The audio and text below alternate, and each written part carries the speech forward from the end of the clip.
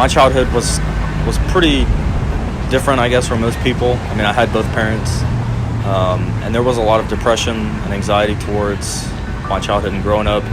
A lot of it was kind of swept under the rug, and I didn't really recognize it as depression. I just thought that I was, like growing up. And so as I got older, a lot of those emotions kind of changed and progressed.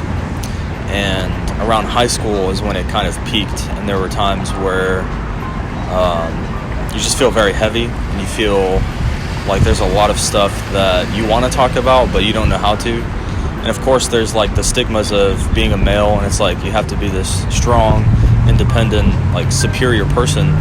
And if you cry or if you express yourself, then you're kind of deemed unworthy in terms of like the spectrum of who it is to be a man. And then, of course, like I didn't have a big father figure growing up, so I feel like a lot of challenges came from how I was feeling, and then how I couldn't talk about it because I didn't have a father figure that was super active. So, of course, after that, I joined the Marine Corps, and those emotions kind of escalated. And I feel like the more time that I spent with myself and not communicating about how I felt, the worse it got. 2017 was the year where I wanted to commit suicide because of it all. And that was primarily because I let my emotions dictate my life. I let them control the choices that I made, and kind of my overall thought process. And so I think that the big problem that people experience is they're too scared to talk about it. They're too scared to talk about the hard stuff, and they're scared of rejection. They're scared of people's opinions and the influences in their life, kind of like the sphere of influence that they have. And I think that if we are just kind of starting a process, I feel like as an individual, if you start the process of communicating, then it changes from there. But if you never start it, then you don't go anywhere. And I feel like for my whole childhood up until I was close to a teenager, it's like I didn't talk about anything. So the process of starting was much later in life. Like I was in my 20s, and so there was a lot of backtracking with it. But I think it comes back to parenting too. Is like if you start talking to your kids about the serious stuff when they're younger, they don't have to go back and relive all of that stuff. Like it's all been processed, it's all been thought about, and they have different perspectives that they can see it through. But yeah, as like a 20-something-year-old in the military, it's like, man, I have to go back and basically like relive my entire life and see how depressed I was, see how anxious I was, and see how a lot of sadness kind of prevented me from living the life I wanted to.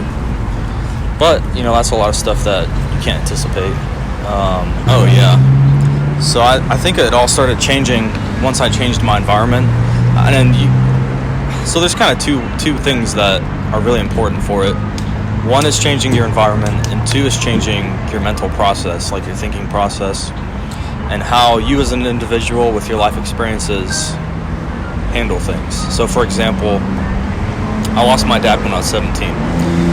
I guess I was young, but I didn't have a process or a way to express how I was feeling or what I was going through. Like there was no way to kind of go from start to finish, right? And so now that I'm older, if I lose someone or if something extremely difficult happens, it's like, okay, this is a really bad experience that I'm going through. I acknowledge that. I acknowledge the fact that I can't change it. But how I think about it and what I use it towards is really what changes everything. And so now as an adult, as like a 26-year-old person, I kind of go through a sequence of sequence of thoughts that kind of lead me to this end state. So it's like, what am I going through? Can I change it? Can I make it better? And what can I use it for? And then once you kind of go through that, it's like, okay, if this experience is really bad and I can't change the experience, how can I change the way that I think about it to make sure that I'm not endangering my mental health? So like, yes, this person broke up with me. It's really sad. Let me grieve and then move on with the expectation that life is going to get better. And I think a lot of people are scared to think of stuff that way. Like yes, you're going through tough times. Yes, you're circumstances are awful, but at some point it's going to change. Either you're going to move outside of that circumstance, or your mental state's going to change. And so I feel like that's a big thing that's kind of misunderstood. You know, like, you have a lot of power in how you think. Like, you're free to think how you want to think. Nobody tells you what to think. People might tell you what to do or where to go, especially people that, you know, are younger, but it's like they can't stop you from changing your mindset. So I think everybody has a different outlet for stuff that they go through. And for myself, like, Christianity is a big part of it. Reading, like, I personally like reading the Bible. I feel like it's a tool that is just full of stuff that helps you through life. I mean, there's books that talk about wisdom, there's books that talk about grieving, there's, you know, like, everything that you could ever ask for is in this one book. And so that's what I personally do. Before I was Christian and all that other stuff, a lot of outlets that I had were stuff like working out. That was kind of like the foundational thing. Working out and music. Working out expressed, it allowed me to express the stuff that I was feeling. So if I was feeling angry, I would lift the weights extremely angry. Or if I was sad, I would listen to sad music and work out and just be like, like a double whammy, you know, but like going through that process. So yeah, other outlets can just be stuff that you love, man. I mean, it's like, there's no like one way to do something. There's no one way to figure stuff out. But, you know, sometimes I used to go on long drives, or I'd sit in just like an empty parking lot where there wasn't distractions. I feel like if you can do something that doesn't distract you in terms of like your job, like maybe you can't think all the way through at your job, or if you're going to school, or if you're taking care of a family, like, you can't think about that stuff then. But when you remove those kind of distractions, then you can focus on it. Or on the other side, it's like, maybe you do need to be distracted, and that distraction kind of gets your mind rolling in a different way. So like, listening to music can be a distraction and even help you process that without even realizing it, you know, like relating to the song or the artist or that specific message that they have. So I actually had to talk to a lot of people about that, because of, I mean, the Marine Corps is probably the more suicidal organization in terms of the military. And I would always tell them, like, it's going to be all right. I mean, I know that's a cliche thing, but, you know, like, when you take your emotions out of it and you take the circumstances out of it, at some point it ends, you know. For example, I lived in Japan for 2 years, well, Okinawa, Japan, so it's like 2 hours away from the main island. So it's a tiny place, and there's not a lot to do. At some point, you leave the island. Like, I knew I was going to be there for 2 years. And once I realized that, it's like, in 2 years, it's going to change. Or at that point, like, in a year, it's going to change. So I just have to hold on. Like, I have to do the things that are in front of me. And at some point, it'll change. At some point, it's going to stop. Or at some point, you know, something will replace that. And the people that I was working with, like, they were new to the military, so they didn't have a lot of, I guess, knowledge or life experience. But just telling them, like, for now, for the time being, who you are, like, this is just what you're going through. And just talk about it whenever you're upset. Don't let it get to you. Don't let it influence your choices. I feel like that was a big thing. And something I used to say was, don't let your circumstances change your character. Find ways for your character to change your circumstances. And so, like, everybody has basic values that they believe and morals and ethics that they follow. And so it's like, if you let your depression, your anxiety, your desire to kill yourself, whatever it is, if you let that overstep your character, then you're going to lose every single time. You know, like, that's just how it works. Like, if you quit, then you quit. But if you dig into that character and the things that matter to you, and you use that to change that, like those circumstances or your thought process, then I think it makes a big difference. I'm well. Quarantine was pretty easy for me. And I was actually telling someone this a couple weeks ago, like, quarantine was a breeze. You know, like, I was doing nothing for 3 months. I was just waiting for stuff to be over and doing what I can to stay healthy. And I think the reason why is because I was in Okinawa for 2 years. Like, that was a pretty long process that I went through. And coming through the other side of that, it's like, no matter what I face, I know that I can last 2 years before, like, it might get challenging. And so this entire first half of the year is like, I'm just cruising, you know, and like talking to people that haven't had those experiences.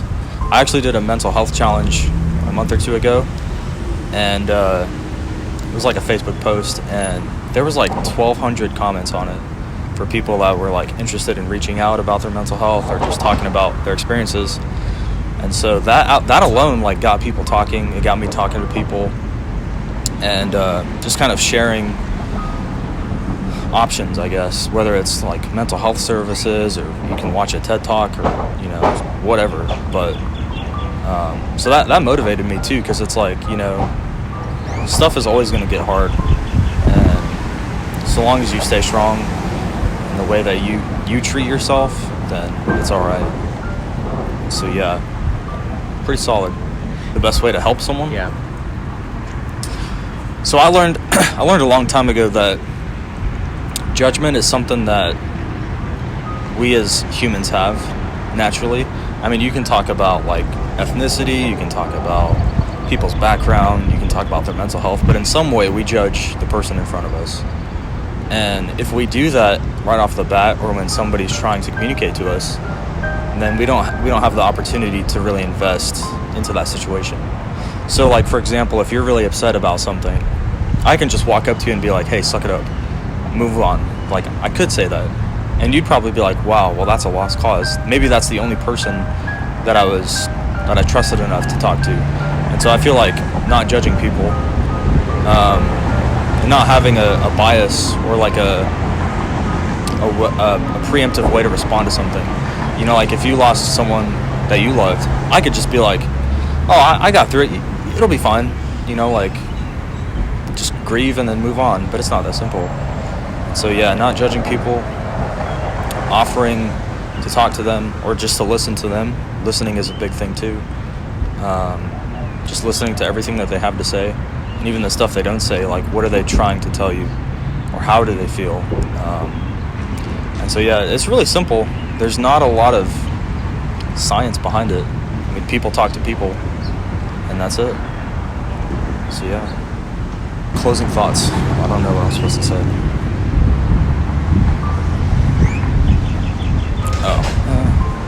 In closing, I feel like there's so many different things that people can do to get help, and I feel like if people just overthink the stuff that they can do, like just pick something and try it out. Find someone that you trust, talk to them. If it doesn't work out, find something else. If working out at the gym helps you process your emotions, do that. If it doesn't, try something else. Like there's no one straight answer that's going to fit to who you are. And so spend time getting to know yourself. Spend time thinking about how you feel, your beliefs, or how current events influence you. Like, does it upset you? Does it bother you? If so, why does it bother you? Are there stigmas in your life that you don't even know about? Are there experiences in your life that you haven't thought about? And it's just, once you get to know yourself, then you can help other people. So just do that investment portion of, I need to figure out who I am so I can take care of myself, because the only person that knows you the best is you. For all the people out there that feel like they don't need help, I would just encourage them to seek help. I was actually talking to someone like 2 weeks ago. She was extremely depressed, and she was in just like these crazy circumstances. And I tried talking to her. Like, I tried giving her all these options. I told her my life story. I was just like, hey, I've been there. I've been through wanting to commit suicide. I've been through the depression. And she couldn't get past that part. Like, she couldn't get past some of her emotions. And so I was like, you know what? If you really need help, like, just get help. I was like, if you're in college and your school offers counseling and it's free, just take it up. Like, it's free, why not? Or, like, reach out to family members. And especially in those moments where it's like, I don't know if I can do this another day. Like, once it gets to that stage, just get help somewhere, any way you can, because your life matters. And, yeah, I think it's worth the investment for yourself to reach out and feel appreciated and validated. So yeah, my name is Matthew Vandersmit. I'm 26 years old, Marine Corps veteran. This is my story.